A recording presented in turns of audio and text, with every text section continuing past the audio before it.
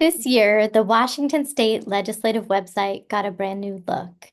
I'm Christina, one of the NASW Washington Legislative Action Committee members, and I am here to give you a quick overview of the website, including how to find your legislative district and contact your elected officials for a meeting. The actual address to the website has not changed. It is still leg.wa.gov, leg.wa.gov. And this is what the website looks like when you first enter. You can see there are these headings across the top that are hyperlinks that will take you to some additional information. And there are also these drop-down menus to the right on each header that takes you to different information than the hyperlink. And within that, there are further drop-down menus. So you can see a lot of the information on this website is designed to provide education about how the state legislative process works. There's also this tab, Bills, Meeting, and Session, which is really important, and I'm going to talk more in depth about this in a separate video. This is how you would look up information about a proposed bill, find schedules for committees, and sign up to testify or comment on a bill. Another important tab is this Legislators tab. This is how you're going to find your legislators and legislative district. So you click this button, look up your legislative district.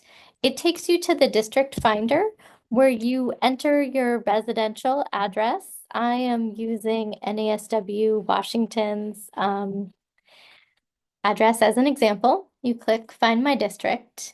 And you can see NASW is in District 22. There are 49 legislative districts in Washington, and each district has one senator and two representatives who are elected to serve you as a constituent in that district. Beneath the state information, you'll see your federal elected officials. But if you click on any of these names, it's going to take you to more information about that lawmaker. There's always going to be an option to visit their external website, and we'll go back to that in a minute. But if you scroll down, you'll see there's a phone number to their office, and then there'll be a yellow button so you can actually email them directly within this website.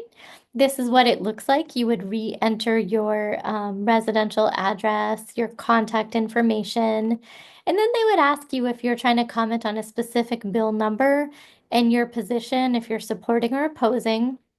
You can email for any reason. It doesn't have to be about a specific bill.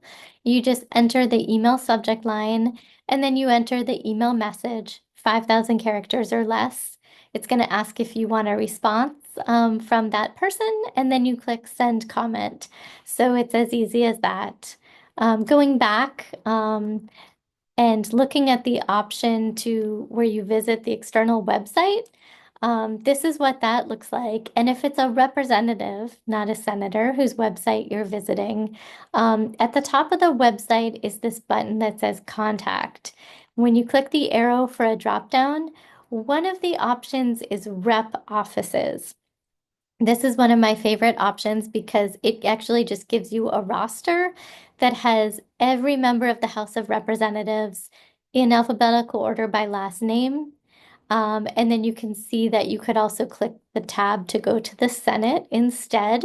It gives you their phone number, their contact, their email, and then it tells you who their legislative assistant or LA is, because every senator and representative has an LA that they work closely with. That's often the person who will be answering your calls.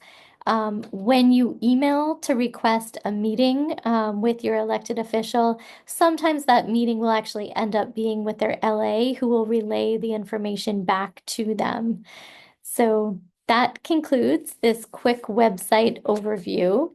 And I just want to thank you for watching and wish you the best of luck in your future advocacy efforts.